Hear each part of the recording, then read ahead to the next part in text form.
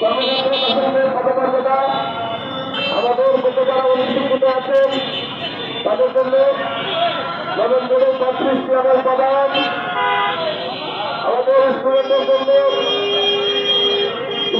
জন্য প্রশিক্ষণ ভাতা, ঢাকা সহ অন্যান্য গুরুত্বপূর্ণ আইনগুলোকে বিশ্ববিদ্যালয়ে উন্নীত করে মেডিকেল টেকনোলজি অনুষদের মাধ্যমে শিক্ষা প্রদান ইত্যাদি সহ আমাদের যে 6 দফা দাবি ছিল সেই 6 দফা দাবির শান্তিপূর্ণ কর্মসূচিতে আমরা এখনো অবস্থান করছি। আমাদের দাবিগুলো সরকার যদি তোরা আশার আলো না দেখান, কোনো সিদ্ধান্ত না দেখাতে পারেন, তাহলে আমরা কঠোর থেকে কঠোর কর্মসূচি যেতে বাধ্য হব।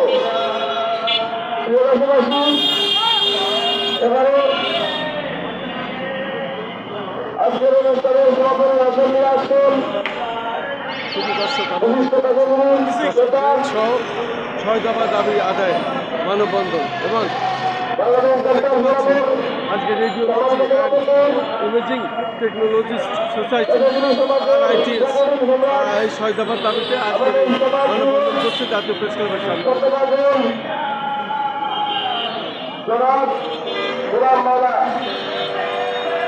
মেডিকেল টেকনোলজি জনাব গোলাম মাওলা ভাইকে তার মূল্যবান বক্তব্য নিয়ে আসার জন্য অনুরোধ করছি। ধন্যবাদ জনাব উপস্থাপক। Radiology and imaging technology society কর্তৃক আয়োজিত সর্বস্তরের মেডিকেল টেকনোলজিস্টদের সরকারি চাকরি হতে এমপি পদে প্রসঙ্গে সংগীতকরণ সহ নির্বাচনী পদমর্যাদা দাবি সহ 6 দফা দাবি বাস্তবায়নের আন্দোলনের অংশ হিসেবে আজকে জাতীয় প্রেস ক্লাবের সমিতি আয়োজিত মানব প্রদান কর্মসূচিতে সংগ্রামী সভাপতি, সংগ্রামী নেতৃবৃন্দ, বিভিন্ন স্তরের medical technology, radiology and imaging অন্যান্য টেকনোলজি, আসসালামু আলাইকুম রহমতুল্লাহ। সম্মানিত নেতৃবৃন্দ এবং সাংবাদিক বন্ধুগণ, মেডিকেল টেকনোলজি মেডিকেল সেক্টরের চিকিৎসা ক্ষেত্রে একটি অত্যন্ত গুরুত্বপূর্ণ ভূমিকা রাখে, যাদের পর্যায় অন্তরালে পর্যায় সমস্যা রোগীর সাথে সুস্থভাবে সরাসরি সম্পৃক্ত থেকে চিকিৎসা রোগ নির্ণয় কার্যক্রমে অত্যন্ত গুরুত্বপূর্ণ ভূমিকা রয়েছে। আজকে আমাদের মানববন্ধন কর্মসূচি শেষ পর্যায়ে আমি বাংলাদেশ ডেন্টাল ফোরামের কেন্দ্রীয় সভাপতি এবং মেডিকেল টেকনোলজি ফোরামের কেন্দ্রীয় সিনিয়র সহসভাপতি হিসেবে মিয়া মোহাম্মদ গোলাম মাওলা আজকের এই রেডিওলজি অ্যান্ড টেকনোলজি কর্তৃক আয়োজিত মানববন্ধন কর্মসূচিতে সহমর্মিতা সমর্থন জ্ঞাপন করছি। সম্মানিত সাংবাদিক বন্ধুগণ এবং আজকের উপস্থিতি, আমরা অত্যন্ত ভালোভাবে জানি মেডিকেল টেকনোলজি এই পেশা মেডিকেল সেক্টর চিকিৎসা ক্ষেত্রে অত্যন্ত গুরুত্বপূর্ণ ভূমিকা রাখে। মেডিকেল সেক্টরের ডাক্তার, মেডিকেল টেকনোলজিস্ট এবং অন্যান্য সহকর্মীবৃন্দ চিকিৎসা ক্ষেত্রে বিশ্ব স্বাস্থ্য সংস্থার হচ্ছে একজন ডাক্তার, নার্স এবং মেডিকেল টেকনোলজির অনুমোদন হবে। একজন ডাক্তার, এর বিপরীতে 3 জন নার্স এবং 5 জন মেডিকেল টেকনোলজিস্ট। এই হিসেবে বাংলাদেশে প্রায় 80,000 ডাক্তারের চাকরি জমা। এই হিসেবে সারা বাংলাদেশে 5 লক্ষের উপরে মেডিকেল টেকনোলজিস্টের পদ থাকার কথা আছে। মাত্র অত্যন্ত পরিতাপের বিষয়, মাত্র 7,900 মেডিকেল টেকনোলজির পদ আছে।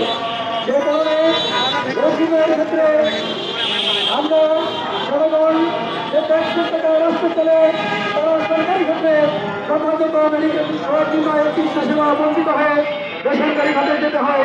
শুধু তাই নয়, বাংলাদেশের চিকিৎসা ব্যবস্থার ক্ষেত্রে আত্মহীনতা তৈরি হচ্ছে, কারণে বৈদেশিক মুদ্রা বিদেশে পাচার হয়ে যাচ্ছে।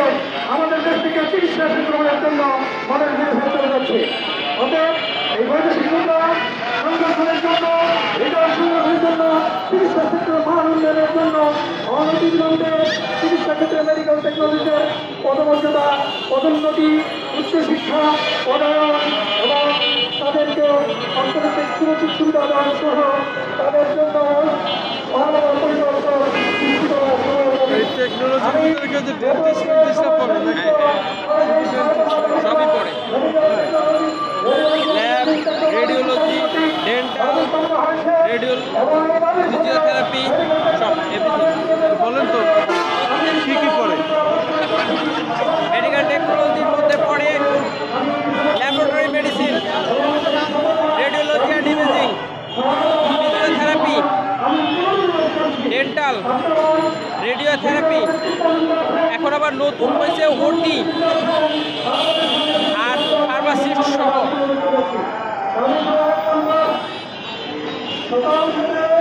মেডিকেল টেকনোলজিস্ট এবং ফার্মাসিস্টের জন্য তাদের চাকরির মান নিয়ন্ত্রণ এবং সঠিক ব্যবস্থাপনার জন্য রাষ্ট্রের মেডিকেল সেক্টরে মেডিকেল টেকনোলজির ভূমিকা যথাযথভাবে তুলে ধরার জন্য আলাদা পরিদপ্তর সৃষ্টি করতে হবে, গঠন করতে হবে।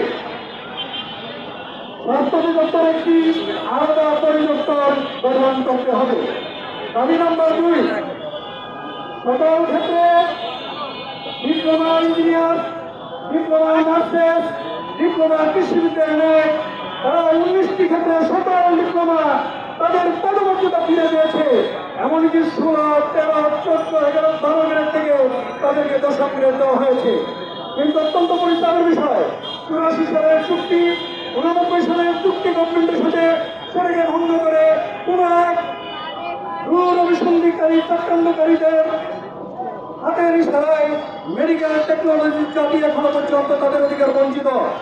সকল ডিপ্লোমাধারীদের ন্যায় চাকরি ক্ষেত্রে এন্ট্রি পদে 10ম গ্রেড 2য় শ্রেণীর পদমর্যাদা এবং পদোন্নতির ব্যবস্থা করতে হবে। শূন্য পদে দ্রুত নিয়োগ দিতে হবে। গ্রাজুয়েটদের মেডিকেল টেকনোলজি, পোস্ট গ্রাজুয়েট এবং গ্রাজুয়েট টেকনোলজিদেরকে 9ম গ্রেডে উচ্চতর গ্রেডের পদ সৃষ্টি করে অনতিবিলম্বে স্ট্যান্ডার্ড সমাজের আমাকে অন্তর্ভুক্ত করে নিয়োগের বিধির আওতায় আনতে হবে। 4 নম্বর দাবি হচ্ছে মেডিকেল টেকনোলজির ক্ষেত্রে ডেন্টাল টেকনোলজিস্টদের এমডিসি রেজিস্ট্রেশন প্রদান সহ সকল মেডিকেল টেকনোলজিদেরকে পেশার স্বীকৃতি প্রদানের জন্য মেডিকেল টেকনোলজি কাউন্সিল বা এমডিসি গঠন করে অনতিবিলম্বে প্রাইভেট সেক্টরে মেডিকেল টেকনোলজির প্রাইভেট সার্ভিস নীতিমালা প্রণয়ন করতে হবে। সম্মানিত সাংবাদিক নেতৃবৃন্দ, এরপরে 5 নম্বর দাবি হচ্ছে ঢাকা আইএসটিকে বিশ্ববিদ্যালয়ের রূপান্তর সহ অন্যান্য আইএসটির নাম পরিবর্তন করে সকল বিষয় ভিত্তিক শিক্ষক নিয়োগ এবং উচ্চ শিক্ষার ব্যবস্থা করতে হবে। উচ্চ শিক্ষা জাতির অধিকার। 6 নম্বর দাবি হচ্ছে মেডিকেল টেকনোলজির চিকিৎসা শিক্ষার মান নিয়ন্ত্রণ মনোনয়নের জন্য স্বতন্ত্র মেডিকেল বোর্ড গঠন এবং ছাত্রছাত্রীদের স্কলারশিপ প্রদান সহ প্রশিক্ষণ ভাতা চালু করতে হবে। অনতিবিলম্বে এই দাবি সমূহ যদি মেনে নেওয়া না হয়, এই দাবি বাস্তবায়নের জন্য মেডিকেল সেক্টরে বৈষম্য বিরোধী জাতীয় মেডিকেল টেকনোলজি পরিষদ এবং ফার্মাসিস্ট পরিষদের উদ্যোগে এই দাবিনামা নিয়ে কাজ চলছে।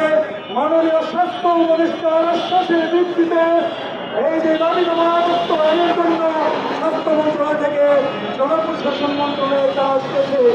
কোন কিছু চক্রী মহল মেডিকেল টেকনোলজি পেশাকে দমন করে রাখতে চায়, তাদের অদৃশ্য হাতের ইশারায় কাজের উন্নয়নের ক্ষেত্রে এই স্থবিরতা চালিয়েছে।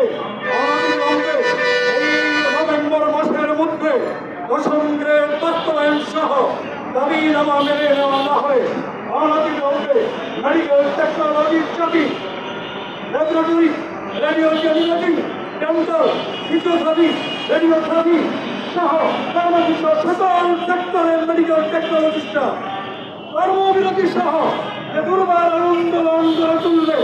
এই আন্দোলনের ফলে স্বাস্থ্য করে সকল সরকারি বেসরকারি প্রতিষ্ঠানে চিকিৎসা ব্যবস্থা যদি জনগণের চিকিৎসায় ব্যাঘাত করে তার জন্যে এই জাতীয় উদ্যোগী মহল দায়ী থাকবে। এজন্য সরকার সংশ্লিষ্ট মহলকে আমরা আবেদন জানাবো, স্বাস্থ্য মন্ত্রণালয় যে উদ্যোগ নিয়েছে এই উদ্যোগ বর্তমান করে অবিলম্বে দাবি মেনে নিন এবং আমাদেরকে ঘরে ফিরে গিয়ে চিকিৎসা ক্ষেত্রে ফিরে গিয়ে জনগণের চিকিৎসায় ভূমিকা রাখার সুযোগ করে দিন। এই কথা বলে আমি আজকে বক্তব্য শেষ করছি। ধন্যবাদ সকলকে, ধন্যবাদ সাংবাদিক, মিডিয়া কর্মী এবং সকল উপস্থিত নেতৃবৃন্দকে। আসসালামু আলাইকুম ওয়া রাহমাতুল্লাহ।